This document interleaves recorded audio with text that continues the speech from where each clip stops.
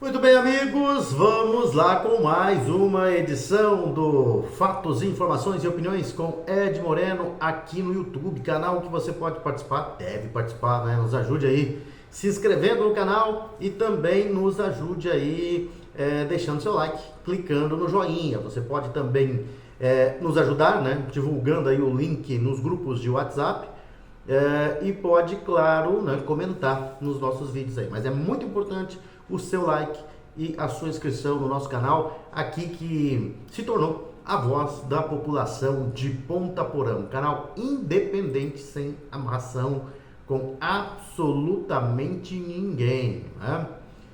E nós estávamos comentando ontem, né, da situação de perseguição à oposição, né? E aí muita gente dizendo que não, né? Que não há perseguição, que o STF só está perseguindo ou correndo atrás de quem cometeu o crime, né? A perseguição tá grande e ela vai continuar, né? Vai continuar e nós estamos vendo situações em que o país está entrando na ditadura. Só defende mesmo quem é esquerdista ou aqueles que não têm um pingo de noção do que está acontecendo no Brasil. Primeiro vamos começar a falar da situação da Carla Zambelli, né? Ela sofrendo perseguição por parte do STF, por parte do Judiciário Brasileiro, que virou uma aberração, né? Tá incrível como é que tá essa perseguição. O deputado Ângelo Bonelli, líder do partido Europa Verde, integrante da Aliança Verde de esquerda no parlamento italiano, solicitou formalmente que o governo da Itália avalie medidas para extraditar a deputada brasileira Carla Zambelli. A pedido de quem, né? O parlamentar questiona se o país europeu atuará em cooperação com a justiça brasileira e a Interpol para que a parlamentar seja entregue às autoridades nacionais. E, na verdade, ela nem entrou na lista da Interpol. Houve um pedido, né, por parte da Procuradoria-Geral da República aqui do Brasil. Mas esquerdista é igual em todo lugar, né? A iniciativa veio após declarações de Zambelli indicando que poderia permanecer na Itália devido à sua cidadania italiana. A atitude gerou forte reação de Bonelli, que classificou a fala como inaceitável e constrangedora, na opinião esquerdista dele, né? E o requerimento apresentado por Bonelli busca uma posição oficial das autoridades italianas sobre a disposição de colaborar com os pedidos de extradição eventualmente emitidos por órgãos judiciais brasileiros, caso Zambelli venha a ser alvo de medidas legais que exijam sua devolução ao país de origem, né? Atitude de esquerdista, pedido aqui pelo Judiciário Brasileiro. Agora, esse deputado, né, Ângelo Bonelli, da Europa Verde, de esquerda, né, do parlamento italiano, pede a extradição de Carla Zambelli. O que dificilmente vai acontecer, mas vamos aguardar os fatos, né? E quando eu falo para você que a perseguição ela tá pesada, né? É sério, e é muito sério, e a população tem que começar a acordar, né? O povo brasileiro é muito passivo. O ministro André Ramos Tavares do Tribunal Superior Eleitoral decidiu pela inelegibilidade do empresário Luciano Hang, fundador da rede varejista Avan, em razão de acusações envolvendo abuso de poder político e econômico nas eleições de 2020 em Santa Rosa, no Rio Grande do Sul. A sanção, que também atinge 2 políticos locais, vale até 2028 e refere-se a condutas praticadas durante o pleito municipal daquele ano.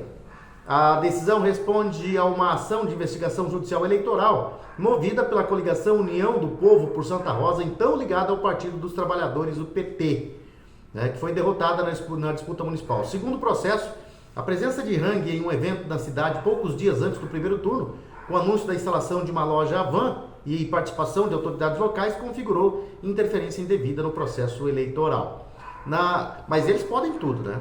Eles podem absolutamente tudo. A justiça eleitoral não existe punição para a esquerda pela justiça eleitoral. Na ocasião, além de Hang, estiveram presentes o prefeito à época, Alcides Vicini, do PP, né? O deputado federal Osmar Terra, do MDB do Rio Grande do Sul, e os candidatos eleitos Anderson Mantei, do PP, e Aldemir Ulrich, do MDB. O ato foi transmitido nas redes sociais dos envolvidos, o que, segundo o ministro relator, contribuiu significativamente para esse resultado apertado da eleição vencida pela chapa com uma diferença de apenas 3.417 votos. Mas apenas Hang, Vicini e Mantei foram responsabilizados na decisão do TSE. Inicialmente, o Tribunal Regional Eleitoral do Rio Grande do Sul havia rejeitado a ação, argumentando que não havia gravidade suficiente no episódio para caracterizar o abuso. O entendimento foi reformado por André Ramos Tavares, que considerou o contexto e o impacto do evento como elementos relevantes para a configuração da infração eleitoral. Por meio de nota, a assessoria de Luciano Hang criticou a decisão, afirmando que o ministro desconsiderou todas as decisões anteriores sobre o caso, que haviam reconhecido o direito de Luciano Hang se manifestar politicamente dentro das garantias constitucionais da liberdade de expressão. O empresário também se manifestou, abre aspas, para o Luciano Hang: o empreendedor brasileiro pode e deve participar do processo político sem ser perseguido ou atacado.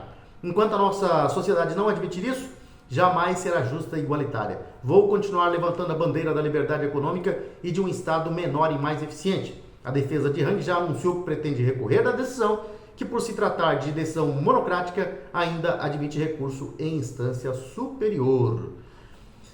E foram mais dois políticos, né? De direita. E Luciano Hang é um candidato forte, é um nome forte ao Senado. A esquerda e o judiciário brasileiro já trabalham para eliminar os nomes fortes da direita no Senado. Porque a eleição de 2026 ela vai ser muito importante, principalmente no Senado, para justamente acabar com as bizarrices que estão acontecendo no país, né? As bizarrices judiciárias que vêm acontecendo no Brasil. A eleição para senador é muito importante. E você, sul-mato-grossense, você pontaporanense, já comece a pensar nos candidatos de direita para mudar essa história que nós estamos vivendo de terror já, né? De ditadura no nosso país, né? E mais ditadura, vamos falar de mais ditadura, né? Porque ontem, isso repercutiu muito, né? O comediante Léo Lins foi condenado a 8 anos e 3 meses de prisão em regime fechado.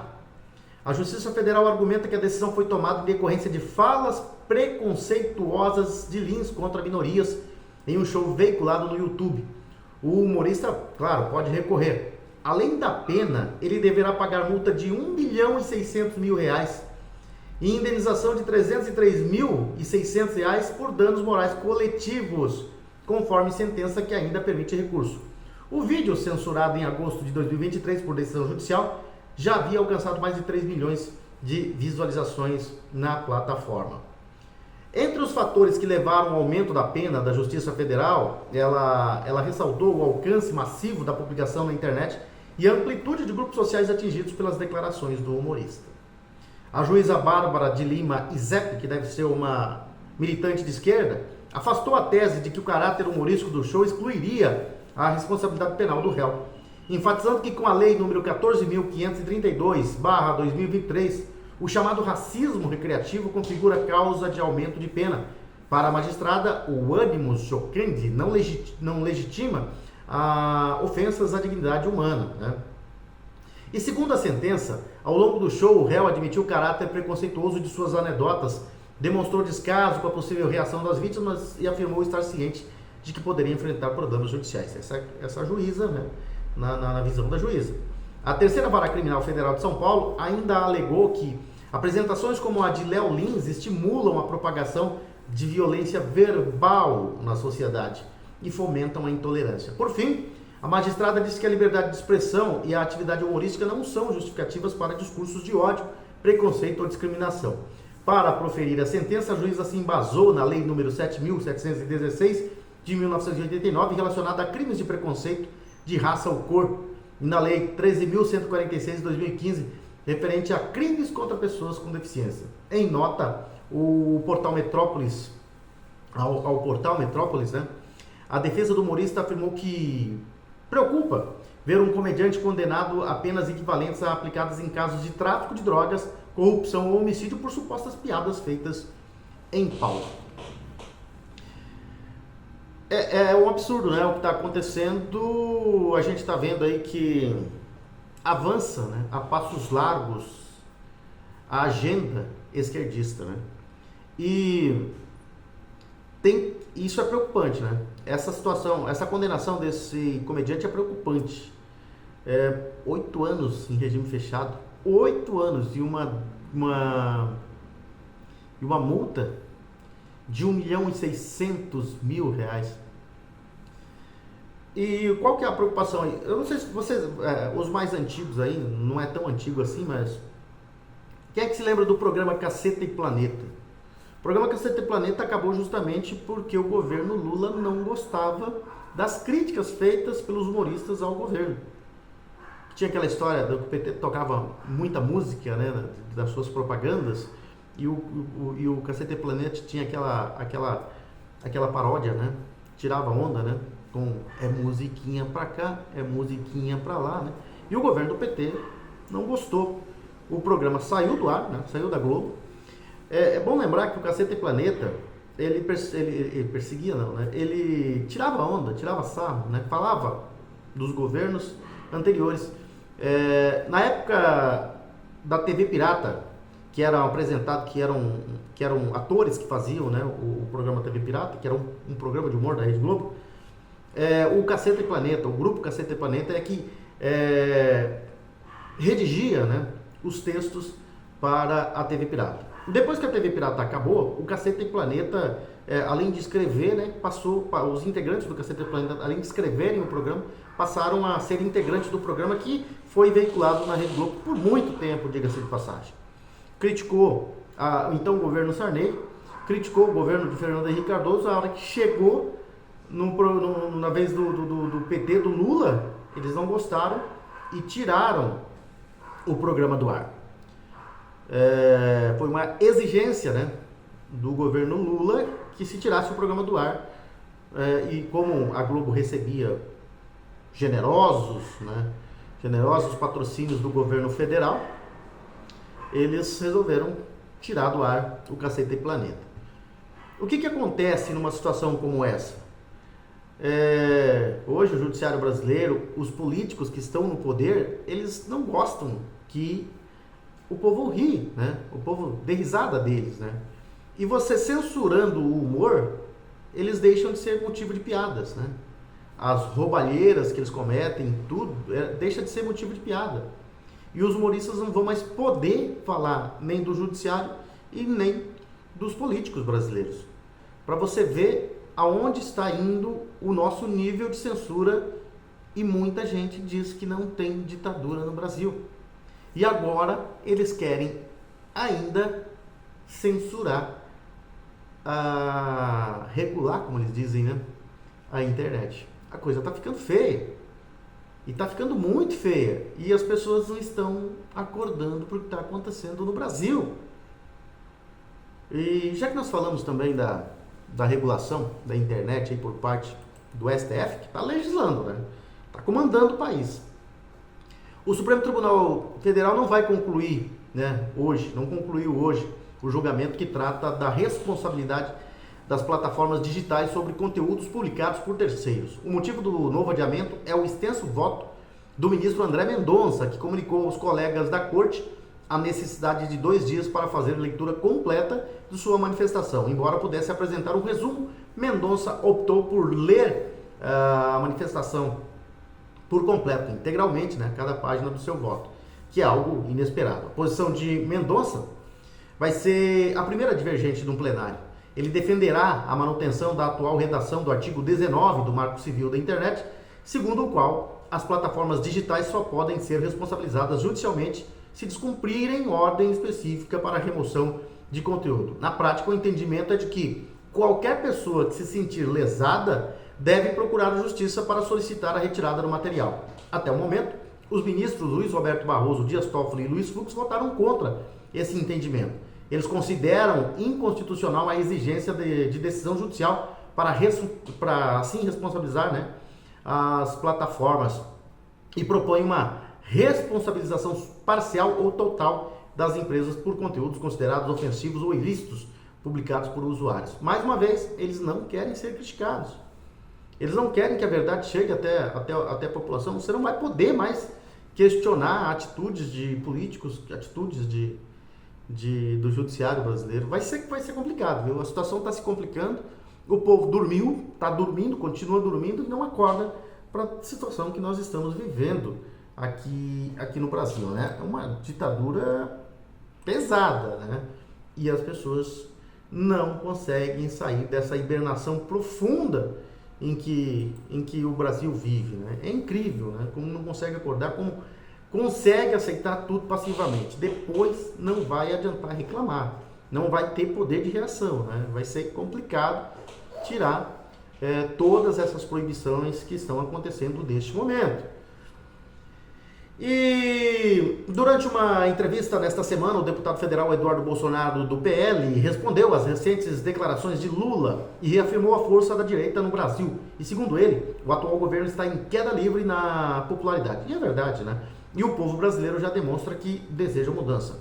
Em tom confiante, Eduardo afirmou: pode anotar aí, o Brasil vai ter um Bolsonaro na presidência novamente. O povo já viu o que é melhor para o país. A fala veio após o presidente Lula tentar desqualificar o legado do ex-presidente Jair Bolsonaro, que segue como principal nome da oposição e mantém alto engajamento nas redes sociais e nas ruas. Para Eduardo Bolsonaro, as críticas de Lula mostram desespero. Eles sabem que o tempo está acabando e o povo está acordando.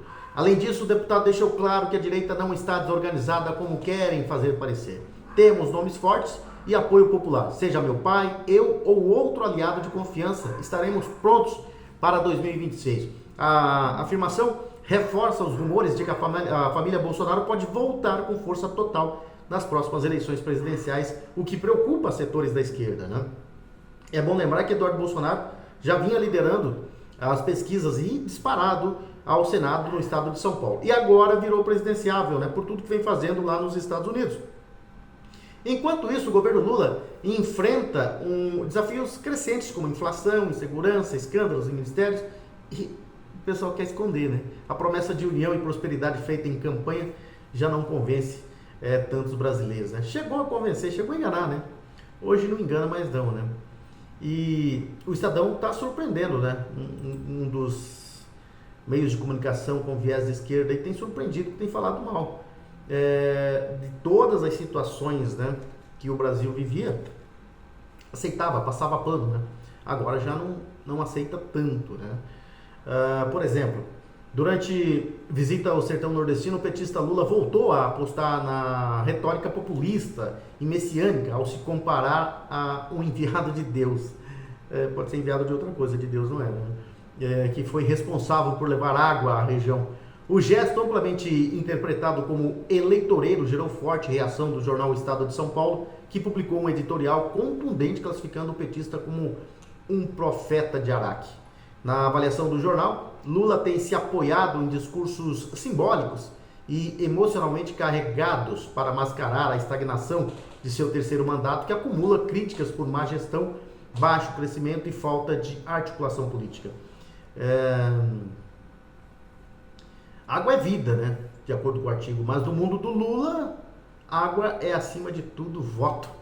Foi o que destacou o editorial. Segundo o texto, o presidente prega seu evangelho, né, em eventos cuidadosamente montados com plateias simpáticas, tentando reescrever sua imagem em meios a índices preocupantes de impopularidade, inclusive entre o eleitorado historicamente mais fiel do petista, que está ali mesmo, naquela região nordeste, né? Falar nisso, falar em governo Lula, né? A popularidade do Lula, ou a impopularidade do Lula, que não é surpresa para ninguém, é só para os institutos de pesquisas que ainda tentam dizer que o Lula é um cara popular, e não é, né? É um presidente sem povo. A popularidade dele está, cada dia que passa, despencando, né? Uma pesquisa divulgada ontem pelo Instituto Genial Quaest, que é esquerda total, né? E se eles estão dizendo que a situação está ruim, é porque está muito pior. E o Quaest mostra que o governo de Luiz Inácio Lula da Silva, como diz o publicitário Luiz, né? O Stalinácio Lula da Silva atingiu o pior patamar do novo mandato, com desaprovação do governo chegando a 57%. Eu acho que é muito maior que 57%. O Instituto perguntou aos entrevistados se aprovam ou desaprovam o governo Lula e 57% disseram desaprovar. contra 40% que aprovam. É muito, 40% é muito que aprovam, né? Esse número aí pode colocar bem mais baixo, né? Na última pesquisa realizada em março, 56% desaprovavam e 41% aprovavam. Segundo os entrevistados pela Genial Quaest, a avaliação negativa do governo é de 43% e positiva de 26%. É muito também. Em outros 28% avaliam a gestão como regular e 3% não sabem ou não responderam, né? Em março, a avaliação negativa era de 41% e a positiva de 27%. Outros 29% classificavam como regular. O Instituto ainda perguntou se o Brasil está indo na direção certa ou errada, e para 61% o país está na direção errada e 32% avalia que está no caminho certo. Em março, o resultado foi de 56% a 36%, né? E agora deu uma mudada, né? De 61% para 32%. O Instituto também pediu para os entrevistados compararem as gestões, né? Para 44%, o governo Lula é pior do que o de Jair Bolsonaro. Para outros 40%, o governo Lula é melhor que do ex-presidente. O Instituto ouviu 2.004 pessoas em 120 municípios de 29 de maio a 1º de junho. Né? Esse derretimento do Lula aí, ele é esperado, né? Porque o povo não é burro assim, né? Não é tão burro assim, apesar de ter muitos, né? Com massa encefálica que não é usado para nada, né? Mas todo mundo vê que a situação é daí para pior. E foi assim, né? O Lula foi alçado da presidência em uma eleição bastante suspeita, até hoje sem explicação, né?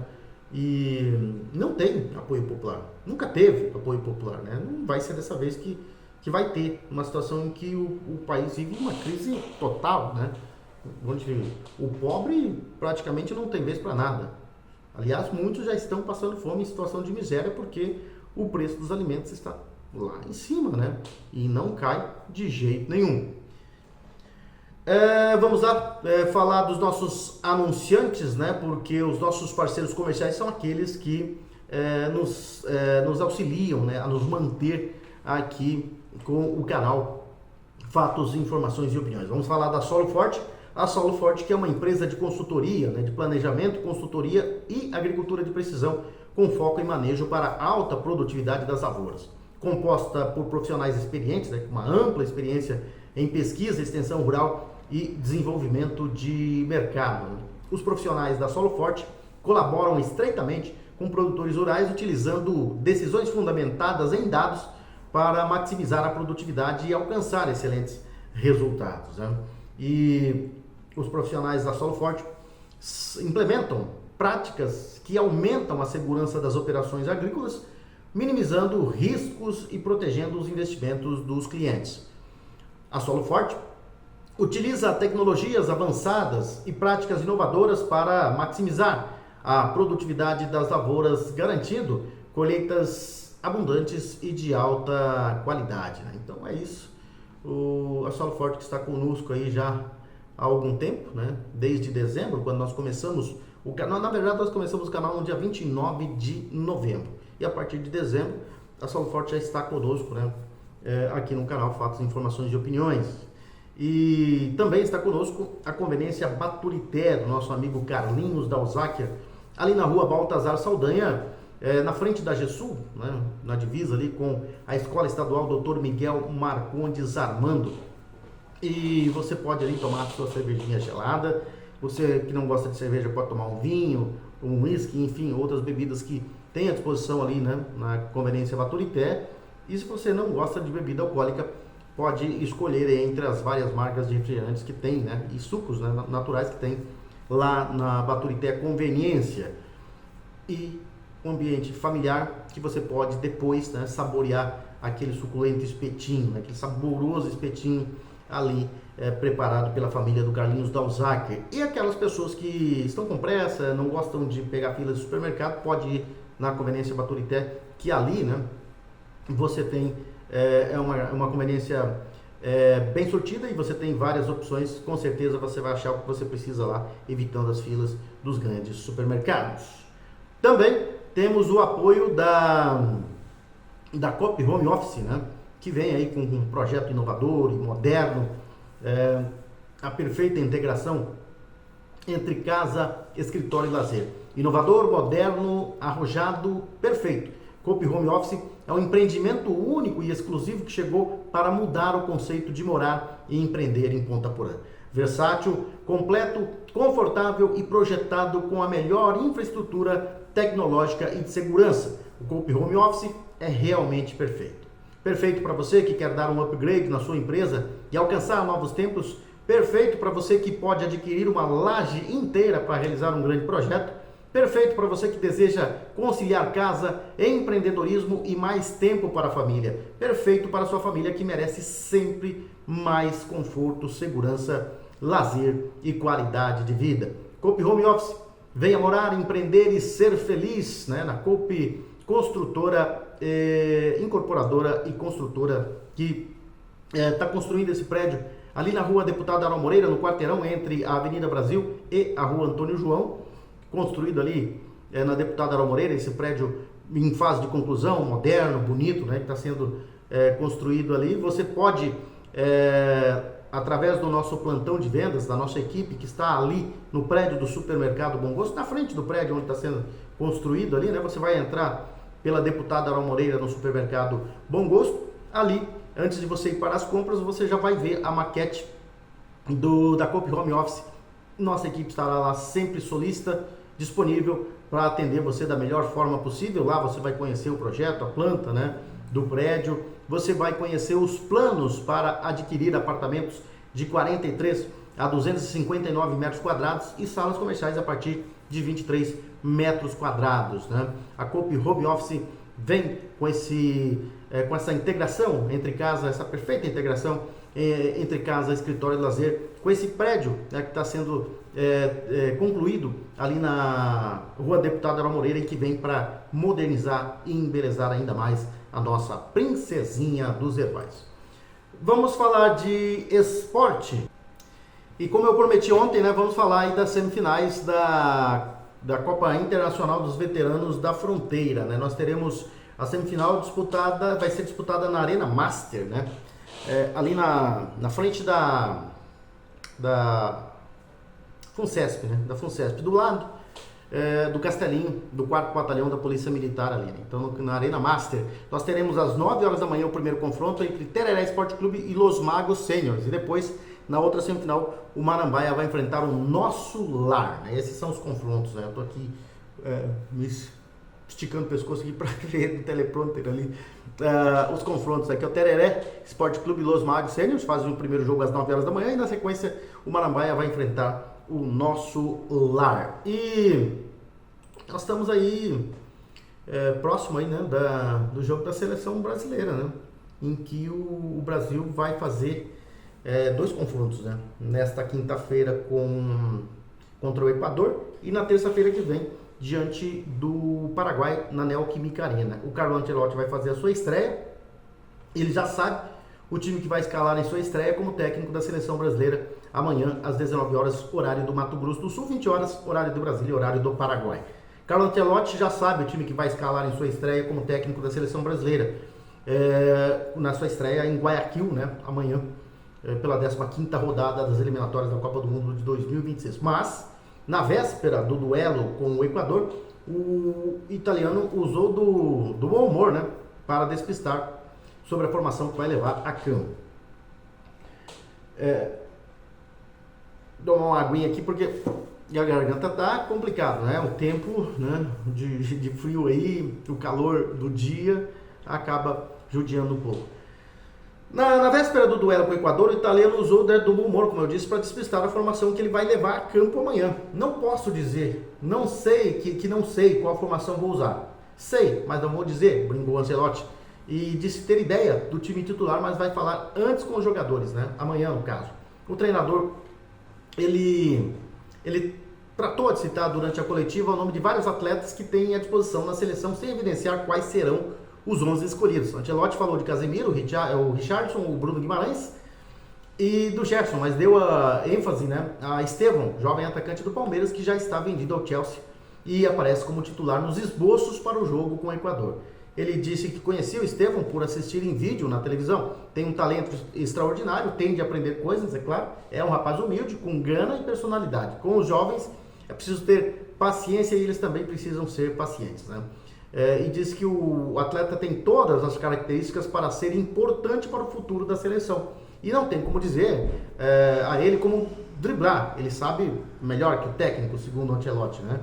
E tem criatividade para isso e tem talento para isso. Então ele não confirmou o time, mas ele já mostrou aí que já tem em mente, né, o time que vai a campo amanhã contra o Equador na sua estreia no comando da seleção brasileira.